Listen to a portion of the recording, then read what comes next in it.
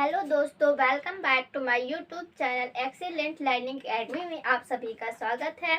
तो आज आप हमारे यूट्यूब चैनल में आए हैं तो आपको बहुत मज़ेदार टॉपिक मिलने वाला है, जिसमें बहुत ही मोस्ट इम्पॉर्टेंट टॉपिक आपको बताया जाएगा।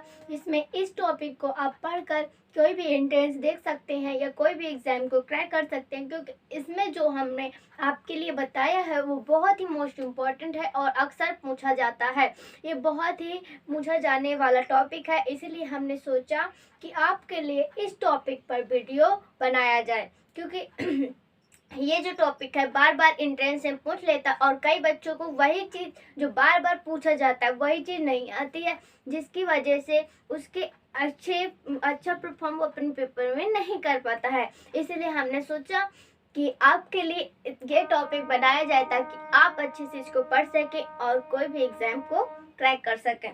तो चलिए हम देखते हैं कि आपके लिए हमने कौन सा ऐसा टॉपिक आज रखा है जिसमें आपको बहुत सारा मिलने वाला है ज्ञान और आपको बहुत सारी मिलेगी नॉलेज, जिससे आप पढ़कर बहुत ही खुश होंगे। तो चलिए देखते हैं हमने आपके लिए क्या आज लाया है और आपको क्या मज़ा आने वाला है इस वीडियो पर। तो देखिए, पहले इसको हम नंबर दे देते हैं, 1 मिनट। 1 2 3 4 5 6 7 8 9 10 11 12 13 14 15। ओके, कितने हैं?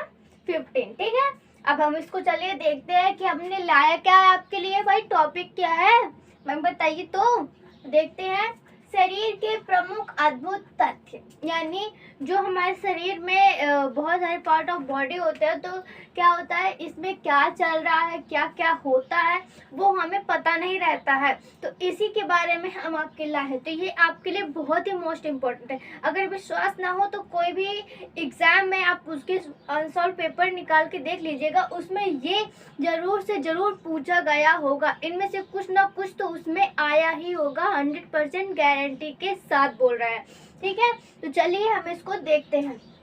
क्या है?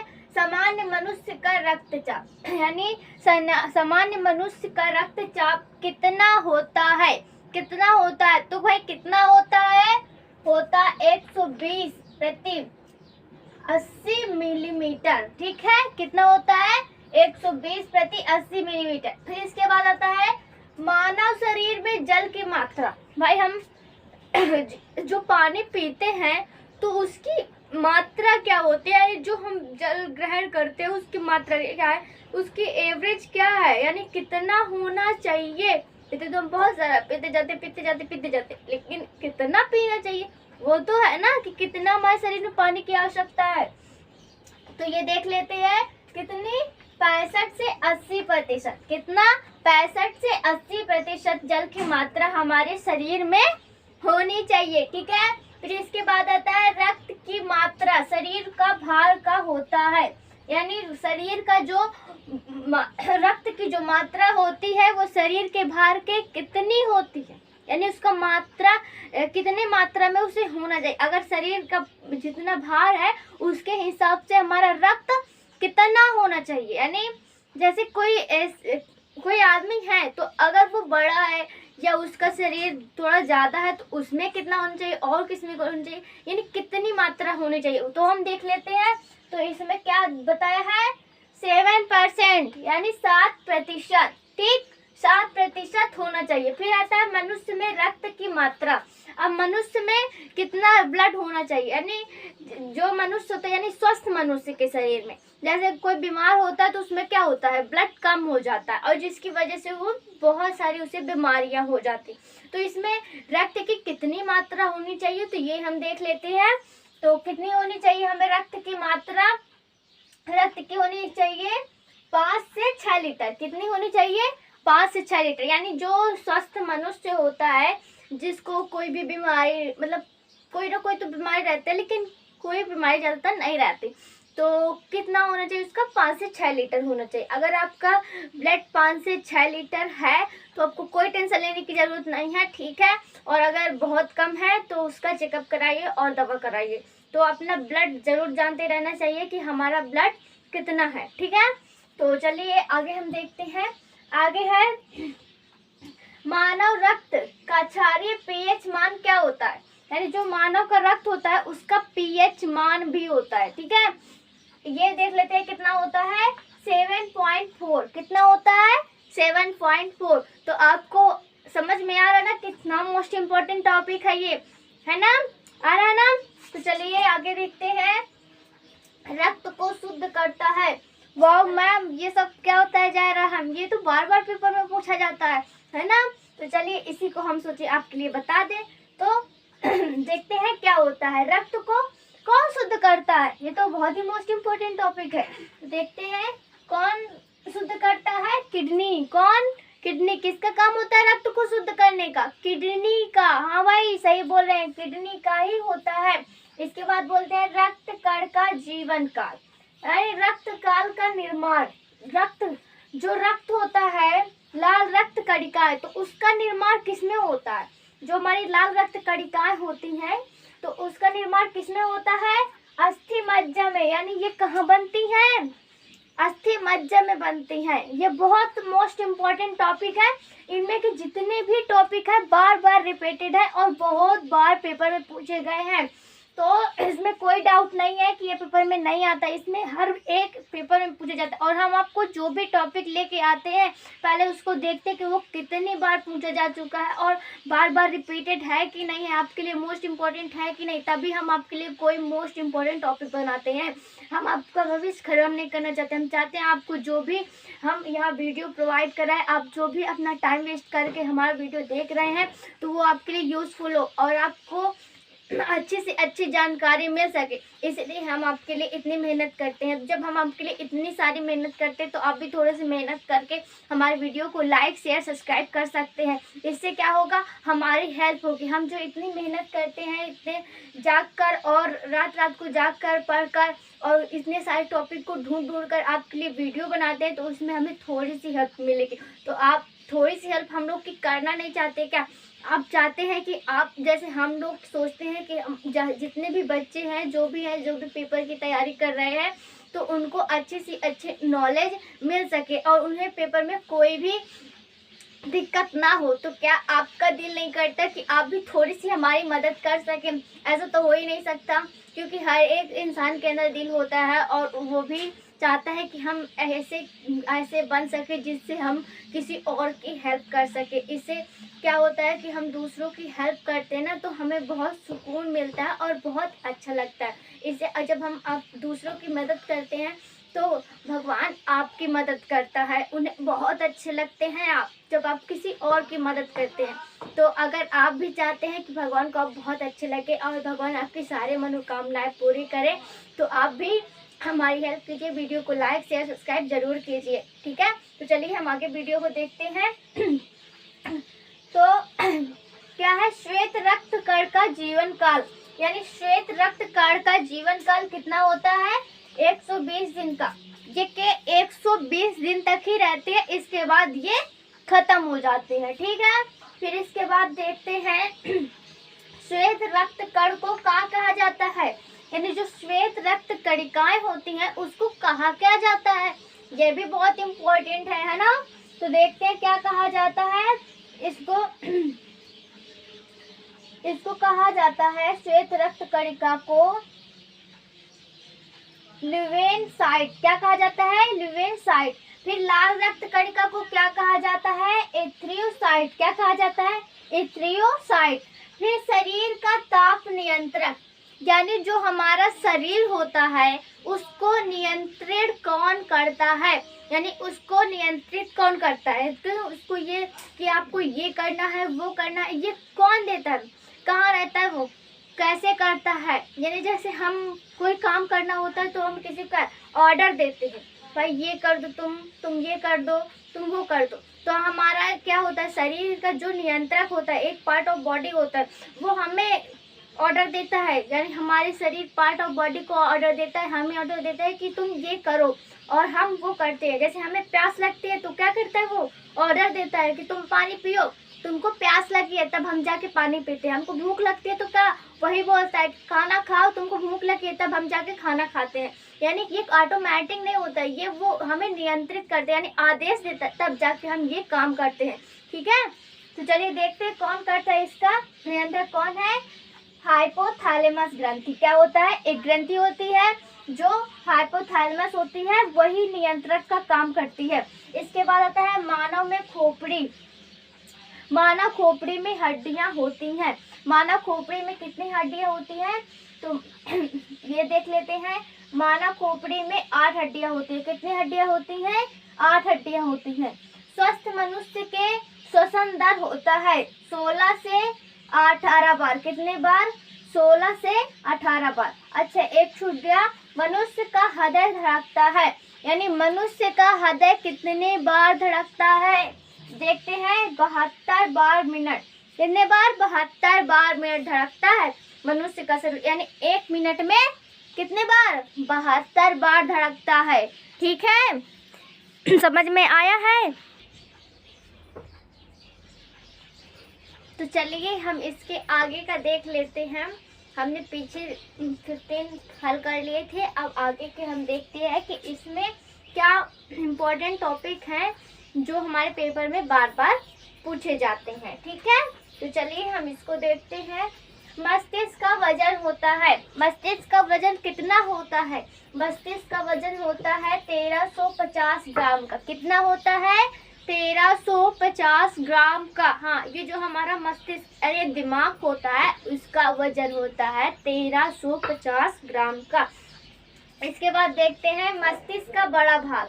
हमारा जो मस्तिष्क होता है उसका बड़ा भाग क्या होता है? तो उसका बड़ा भाग होता है प्रमस्तिष्क सेरेब्रम। क्या होता है? प्रमस्तिष्क सेरेब्रम। ठीक है, इसके बाद होता है वृक्क, यानी किडनी का वजन क्या होता है?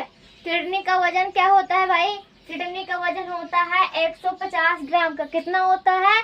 150 ग्राम का। तो आपको इसमें मजा आ रहा है ना? कितना मोस्ट इम्पोर्टेंट टॉपिक है जो हम आपके लिए बता रहे हैं। तो आगे देखते हैं, फीमर यानी शरीर की सबसे बड़ी हड्डी। शरीर हमारी इतने पार्ट ऑफ बॉडी होती है, तो उसकी सबसे बड़ी हड्डी यानी सबसे लंबी सबसे बड़ी हड्डी कौन सी है? फीमर, यानी जांग में होती है वो हड्डी। कहाँ होती है? जांग में। फीमर तो हड्डी का नाम है, लेकिन वो होती कहाँ है? जांग में होती है भाई, जांग में। नोट करके लिख लो, बहुत पूछा जाता है पेपर में। ये कहाँ होती है? जांग में होती है। इसके बाद है शरीर की सबसे छोटी हड्डी। अब सबसे बड़ी हड्डी तो हमने देख ली, अब सबसे छोटी हड्डी देख लेते हैं। शरीर की सबसे छोटी हड्डी कहाँ होती है? ये होती है कान में। कहाँ होती है? कान में। जी हाँ, हमारे कान में होती है। इस हड्डी का नाम क्या है वो तो बताइए। इस हड्डी का नाम है स्टेपीज। क्या नाम है? स्टेपीज। इसको क्या कहते हैं? स्टेपीज कहते हैं।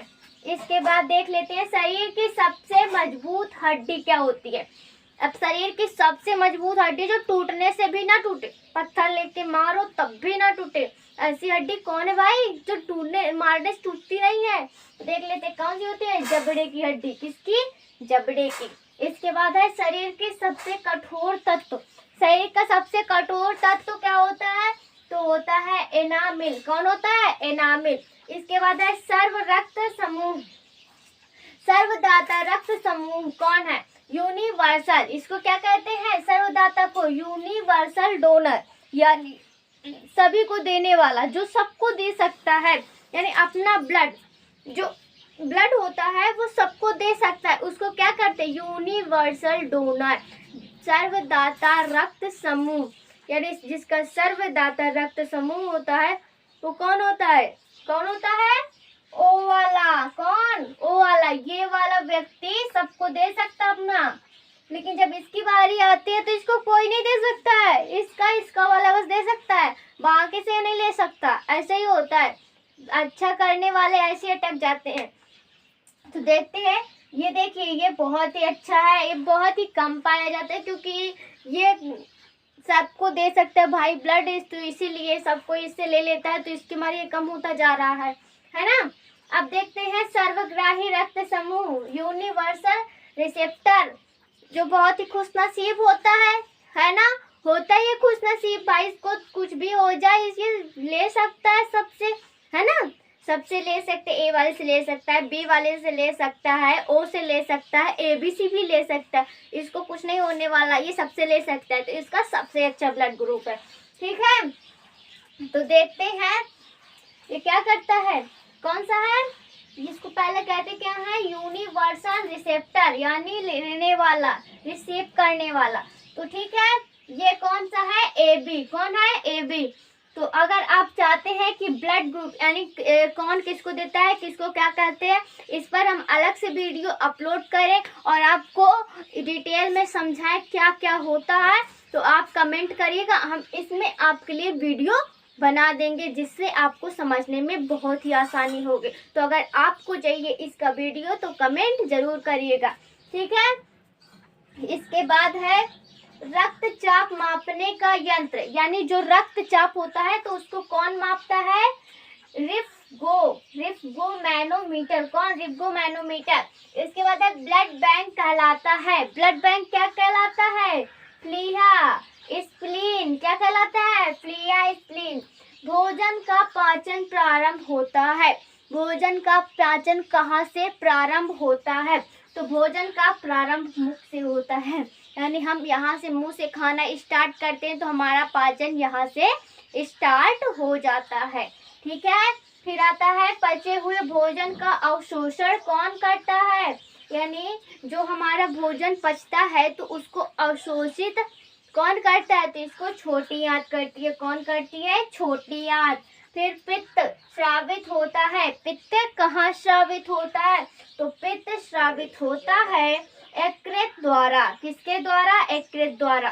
फिर है विटामिन ए का संचरित रहता है, विटामिन ए कहाँ संचरित रहता है, तो ये यकृत में संचरित रहता है। इसके बाद है मनुष्य का हृदय होता है, 4 कोष्ठकीय, 4 कोष्ठ में हमारा मनुष्य का हृदय बटा होता है। फिर से सुन लीजिए, हमारा मनुष्य का जो हृदय होता है वो 4 कोष्ठकों में बंधा होता है, जिसको डायालिन बायालिन डायनिला बायनिला कहते हैं, है ना, तो वो 4 कोष्ठकों में बटा हुआ होता है। अगर आप इसमें वीडियो चाहिए और अच्छे से समझना है मानव हृदय को तो कमेंट करिए, हम इसमें भी आपको वीडियो अपलोड कर देंगे। तो आपको हमें अच्छा लग रहा है कि आपको ये वीडियो अच्छा लग रहा होगा, तो अगर आपको ये वीडियो अच्छा लग रहा है तो कमेंट जरूर करिएगा, कमेंट किए बिना वीडियो को देखकर मत जाइएगा। ठीक है, तो फिर देखिए इसके बाद देखते हैं मनुष्य का हृदय होता है यकृत में, शरीर में गुणसूत्रों की संख्या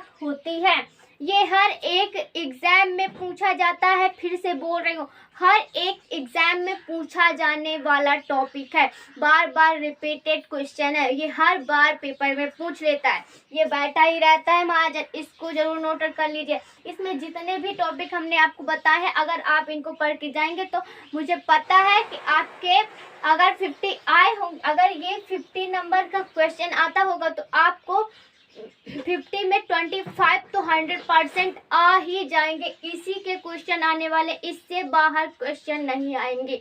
ठीक है, इसके बाद देख लेते हैं शरीर का सबसे बड़ा अंग होता है, क्या होता है, त्वचा, जो हमारी त्वचा होती है वो शरीर की सबसे बड़ा अंग होता है। इतने सारी जानकारी आज के वीडियो में हमने आपको दी, तो अगर आपको हमारे इस वीडियो में बहुत मज़ा आया है तो हमारे वीडियो को बहुत लाइक करिएगा और शेयर करिएगा अपने दोस्तों को, ताकि उनको भी ये वीडियो की जानकारी मिल सके और इतनी सारी नॉलेज मिल सके।